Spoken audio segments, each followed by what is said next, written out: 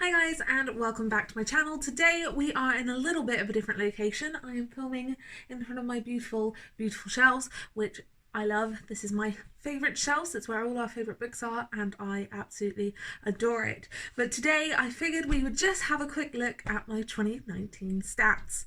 So let's jump into this nerdy video, shall we?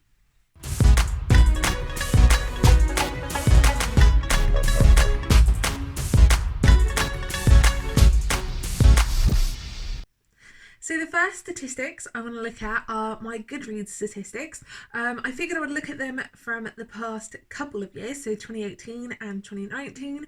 2018 is when I first started tracking my goals actively on Goodreads, and I just continued the past year. So I shall put the stats up here.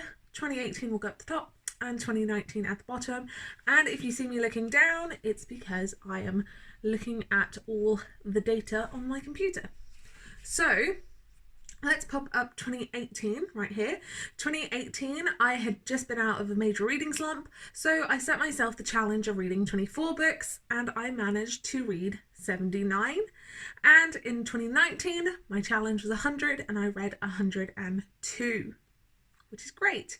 In 2018, across 79 pages, I read 30,400 pages, and in 2019, I read 33,179 pages. Now, what this is telling me is, yes, I read more, but I was also reading shorter books in 2019. So maybe I can, hopefully bump up my page count this year. That would be great. So let's jump back to 2018 and look at the shortest book I read. The shortest book I read in 2018 was Binti at 96 pages, and the shortest book I read in 2019 was Neil Hilborn's Clatter at 25 pages, which is a poetry collection. And then if we're looking at longest books, that would be in 2018, Pillars of the Earth at 976, and this year it was The Well of Ascension at 781. So again, not really reading those big books this year. Even my shortest book was almost 100 pages in 2018, and this year it was a quarter of that. So I do really want to read more books, longer books in 2020, but I did read a lot of poetry, so maybe not such a bad thing. Now, if we keep scrolling through the statistics Goodreads give you, you can see that the most popular book I read in 2018 was Harry Potter and the Philosopher's Stone, and the most popular book I read this year was Animal Farm.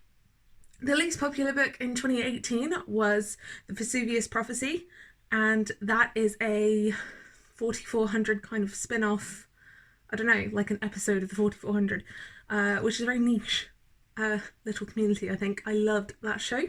And the the least popular book I read this year was Lucy the Octopus, and only like 24 people read that. So my average rating for books was 4 stars in 2018, and this year it was 3.8. I don't know if that's just because I read more, and when you read more books you're more likely to get duds, or if it was just because I become more critical. Who is to say? But yeah, so those are like the most important Goodreads goals, I guess. Now we're going to jump into my spreadsheet where I did a little bit more tracking. I didn't do as much tracking as I want to do. The only thing I really tracked in 2019 was books I read, genre and format. 2020 will be different. I really want to hone in on gender and page count and like subgenres and really break that down and be a bit more nerdy. But let's jump into my statistical spreadsheet. So the first thing I'm going to pop up on the screen is my genre breakdown. I read 2 non-fiction books, 2 science fiction books, 22 fantasy books, 2 urban fantasy books, 12 paranormal fantasy books, 6 thrillers, 8 romance, 3 classics, 7 dystopian/utopians, 9 historical fictions, 10 contemporaries, and 6 poetry books, 6 poets, 6 poetry collections, and 12 graphic novels, as well as 1 horror book.